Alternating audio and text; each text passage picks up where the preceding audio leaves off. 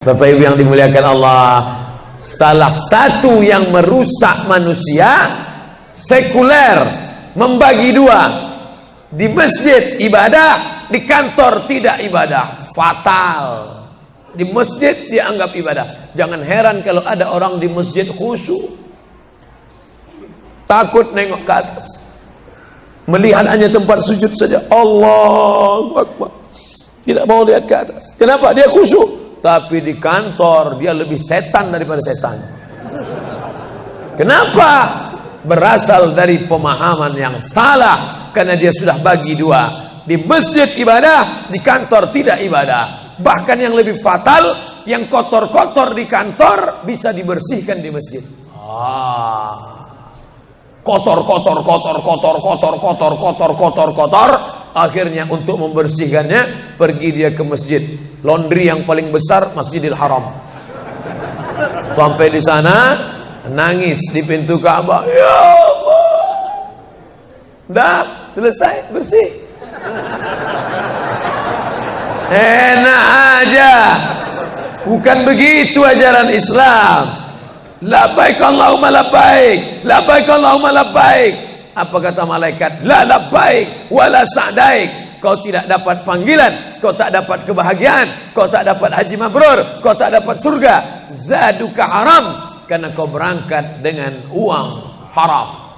Oleh sebab itu pemahaman Islam mesti utuh. Semua adalah ibadah. Kalaulah gerak tidak ibadah, betapa menyakitkannya bapak-bapak polisi di jalan raya kena panas terik, padahal dia tidak ada penutup kepala di atas, berkeringat berpeluh. Mereka tetap merasakan itu sebagai ibadah. Tentara yang membela negara, angkatan laut di perbatasan sana, datang kapal-kapal perompak dari Thailand ingin mengambil ikan kita, tenggelamkan. Itu kalau tidak nilai ibadah, dia takut. Jangan-jangan sebelum kita tenggelamkan, kita duluan ditembaknya tenggelam. Maka itu mesti ada nilai ibadah di dalamnya. Itulah yang membangkitkan semangat jihad. Jamaah bertanya, Ustadz kemarin dari Jambi, terus kemudian terbang ke Miri, besok baru pulang ke Pekanbaru. Apa Ustadz? Saya lihat Ustadz dari tadi mengantuk saja. Iyalah, sampai tadi malam ke hotel jam 12, baru tidur jam 1 karena ada yang mau ditulis. Jam 3.30 sudah bangun ceramah. Tapi begitu berjumpa dengan jamaah orang ramai, bangkit semangat. Habis ceramah ini tanya jawab, semangat lagi. Habis itu baru lesu. Dan tidurnya itu pun ibadah. Bayangkan tidurnya itu ibadah. Itulah mengapa banyak orang pengajian sambil oh, Ustadz menyindir ya? Tidak. Saya termasuk Ustadz yang tidak pandai menyindir. Saya termasuk Ustadz kalau dipesan request untuk menyindir, saya tidak pandai. Kenapa? Karena saya pernah menyindir orang. Ustadz, tolong Ustadz sindirkan. Ini ada jamaah yang sudah sedekah tapi mengambil uangnya kembali. Siapa yang bersedekah mengambil uangnya kembali? Kal kalbil ladzi ya'udu ila qaihi. Sama seperti anjing yang menjilat muntahnya kembali.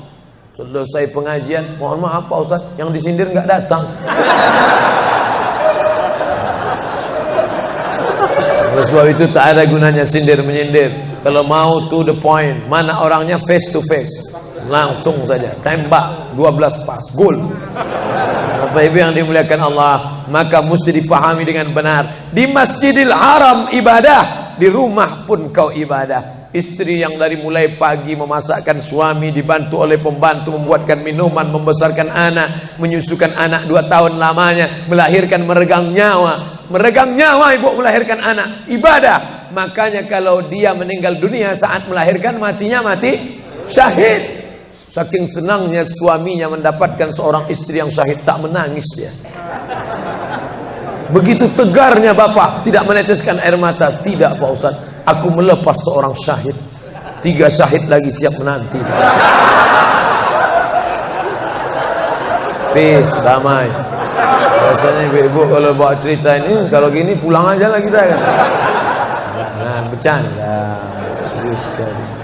Nah, tapi yang saya katakan tadi itu semuanya ibadah badan. Melangkah dari rumah, ibadah badan. Membukakan mata, ibadah badan. Mendengar ceramah, ibadah badan. Membaca Quran, ibadah badan. Berzikir, likulli sulama minkum sadaqah. Setiap tulang-tulang sendi ada sedekahnya. Subhanallah, subhanallah, subhanallah, subhanallah, subhanallah, subhanallah. Itu ibadah badan. Tapi ada bukan ibadah badan. Apa dia? Itulah yang 7 macam. Zakat, wakaf, infak, sedekah, wasiat, hibah, ghanimah. Itu ibadah harta. Mana yang lebih banyak? Ibadah harta apa ibadah badan? Ibadah badan. Kalau ibadah harta tak banyak. Zakat, wakaf, infak, sedekah, wasiat, hibah, ghanimah, rampasan perang. Tapi kalau ibadah badan, setiap gerak adalah ibadah. Makanya kita mesti bergerak. Likulli harakah barakah. Setiap ada gerak pasti ada berkah. Makanya tak boleh tidak bergerak. Air sumur kalau tidak ditimba, air itu akan busuk, butek, warnanya pun tidak ada seperti minyak di atas. Mata air mesti terus berganti. Darah harus tetap mengalir, jantung harus tetap berdetak. Makanya jangan pernah kosong dari aktivitas. Fa idza farata fansab. Selesai dari satu ibadah, pindah ibadah lain. Selesai ibadah tegak, pindah ibadah ruku. Habis ibadah ruku, pindah ibadah tegak. Habis ibadah tegak, pindah ibadah sujud. Habis ibadah sujud, pindah antara 2 sujud. Selesai sudah salat, lalu kemudian puasa. Selesai puasa, lalu kemudian berzakat. Selesai zakat, lalu kemudian mengitari Ka'bah. Subhanallah walhamdulillah wa la ilaha illallah wallahu akbar. Selesai itu melontar jumrah. Selesai itu menggunting rambut. Selesai itu berzikir. Tidak pernah kosong. Sampai kapan? Sampai malaikat maut mencabut nyawa dan ucapan terakhir yang keluar dari mulut adalah la ilaha illallah. Itulah jawaban tentang pertanyaan untuk apa kita hidup di dunia. Nanti kalau ada anak, ibu, bapak, tetangga, kawan, sahabat, andai tolan bertanya, untuk apa kita ini hidup? Tak usah jawab, putarkan aja videonya. Itulah enaknya zaman sekarang. Kalau dulu mesti diingat. Saya dulu pulang sholat Jumat, mak saya manggil, sini, ya mak, ceritakan apa isi khutbah khotib tadi di masjid. Gini. Itulah awal saya ceramah. Jadi saya paham mengapa saya menjadi ceramah sekarang. Dan saya tidak pernah merasa menceramahi bapak ibu. Saya tidak pernah merasa mengguru-gurui. Saya hanya seperti seorang anak sedang bercerita pada ibunya saja. Tadi mak, kata khotib itu begini. Anak sekarang enggak. Apa kata khotib tadi? Ini MP3-nya mak. Bapak ibu yang dimuliakan Allah subhanahu wa ta'ala, ibu yang mendidik anak-anak ibu, ibadahnya luar biasa. Itulah mengapa ibu lebih tinggi derajatnya daripada laki-laki. Ilzam rijlaiha, kau urus tapak kakinya, fatammal jannah, kau dapati surga di sana. Di bawah tapak kakinya surga, al jannatu surga, tahta di bawah aqdam kaki al ummahat, ibu-ibu. Kenapa begitu? Karena ibadah dia yang luar biasa, tidak bisa dilakukan oleh laki-laki. Salat kita bisa, puasa kita bisa, tawaf kita bisa, sa'i kita bisa, melontar jumrah kita bisa, tahallul kita bisa. Tapi ada yang kita tak bisa. Apa dia? Mengandung kita tak bisa. Siapa yang mau coba mengandung, keluar dari sini, ambil bola voli, ikat di perut. Melahirkan kita tak bisa. Siapa yang ingin coba melahirkan, keluar dari sini, telanlah jeruk bulat-bulat. Habis itu keluarkan bulat-bulat. Menyusukan kita tak bisa. Dan itu ibadah, tapi bukan ibadah mahdhah. Dia tidak selevel dengan sholat, zakat, puasa, haji. Tapi ibadah ini berkualitas. Ibadah badan sudah, ibadah harta sudah. Ada ibadah yang terakhir, yang ketiga. Kalau ibadah badan berkeringat, lelah, capek. Ibadah harta, duit habis. Tapi ada ibadah satu lagi, tak nampak di mata. Apa dia? Ibadah hati. Itulah dia ikhlas. Orang yang ikhlas tak tampak. Ikhlas, ridha, qanaah, tawakal, zikir, muhasabah, muraqabah, tazkiyatun nafs, mensucikan hati dari penyakit hati, riya, sum'ah, takbur, sombong, hasad, busuk hati. Itu ibadah. Kenapa begitu? Disitulah letak adilnya Allah. Man bana masjidan, siapa yang bangun masjid, banallah mislahu baitan fil jannah, dibangunkan Allah untuknya satu istana di dalam surga. Bapak ibu yang ikut membangun masjid ini, mudah-mudahan diberikan Allah Ta'ala balasan melimpah ruah. Kami nggak bisa Pak Ustaz, jangankan bangun masjid, buat rumah kami aja kami nggak bisa. Allah Maha Adil. Kalau kau tidak bisa dengan ibadah harta, maka engkau dengan ibadah tangan. Apa dia? Ikut gotong royong masjid. Nampak ada pembangunan masjid, ikut ngecornya, pasangnya, tapi dengan syarat menyelesaikan masalah. Jangan buat masalah. Man shalla isnatai asyarata rakaah, siapa yang salat 12 rakaat fil yaumi wal laila, sehari semalam, bunyalahu bihinna baitun fil jannah, dibangunkan untuknya satu istana di dalam surga. Sama macam orang yang bangun masjid, salat 12 rakaat. Kamu bisa bangun masjid? Bisa. Bagus. Kamu? Saya nggak bisa. Amal saya apa? Tenang, ada amal. Allah Maha Adil. Salat 12 rakaat. 2 rakaat sebelum subuh, 4 rakaat sebelum zuhur, 2 rakaat setelah zuhur, 2 rakaat setelah maghrib, 2 rakaat setelah isya. 12 rakaat.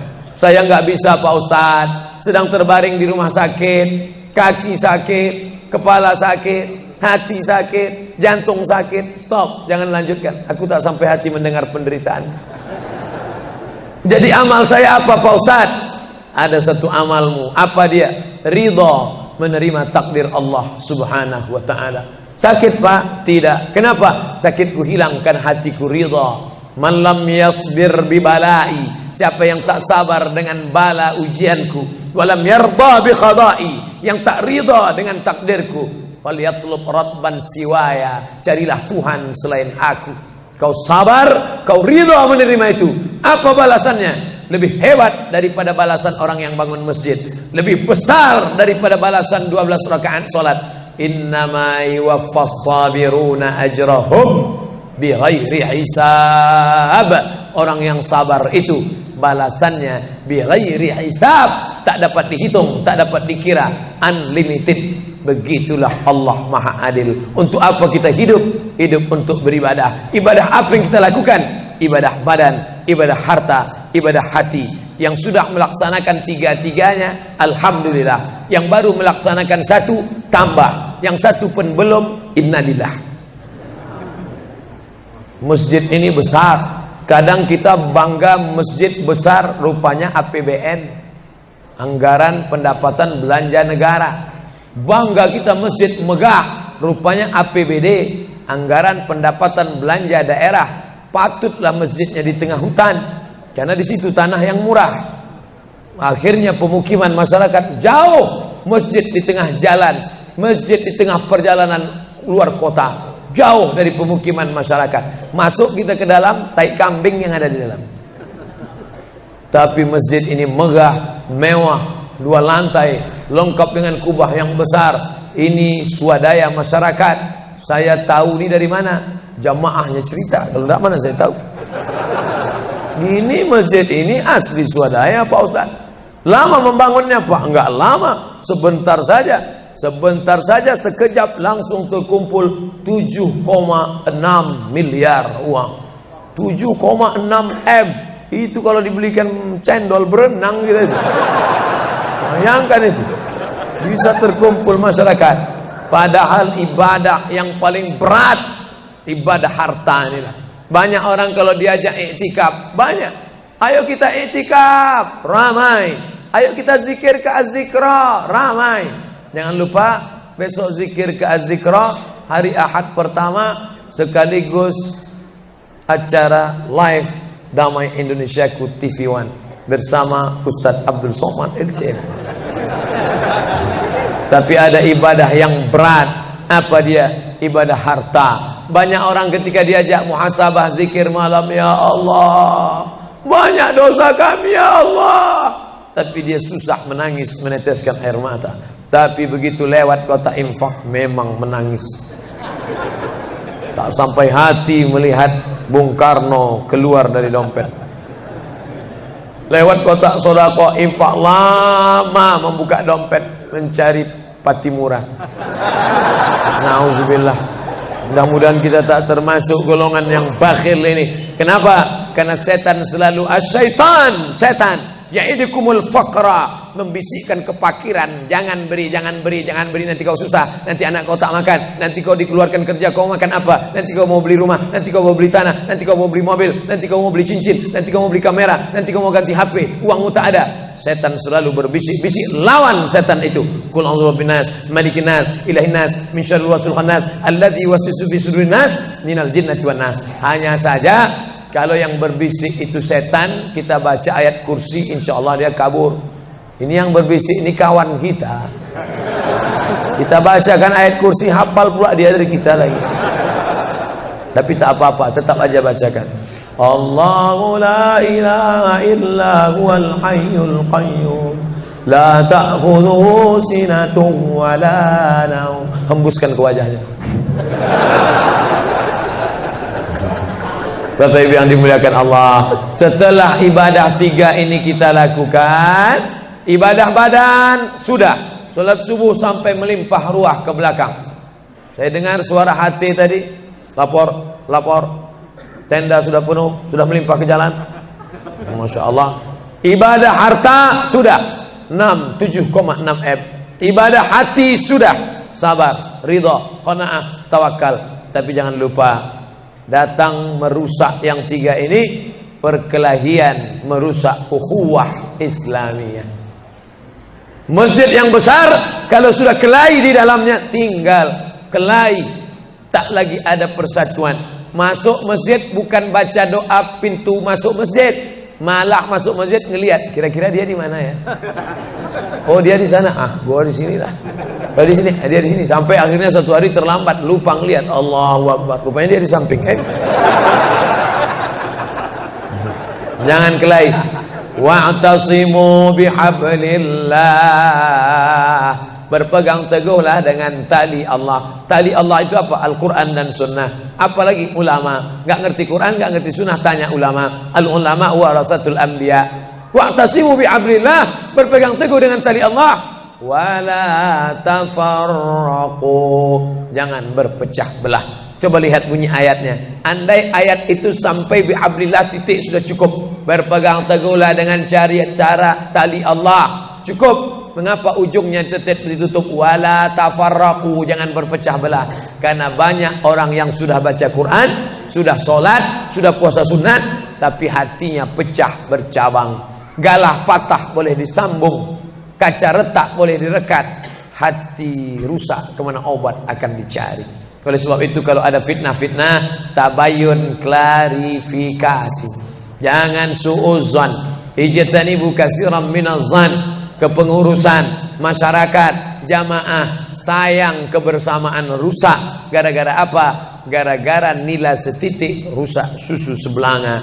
Gara-gara api di dalam sekam, ada kulit padi bertimbun, di dalamnya itu ada setitik api, tiba-tiba api menyala, akhirnya semua menjadi abu, dan abu dihembus angin, tak berkesan sama sekali. Hilang 3 ibadah. Ibadah badan hilang, ibadah harta hilang, ibadah hati hilang. Gara-gara apa? Berkelahi. Ingat, setan tak pernah berhenti.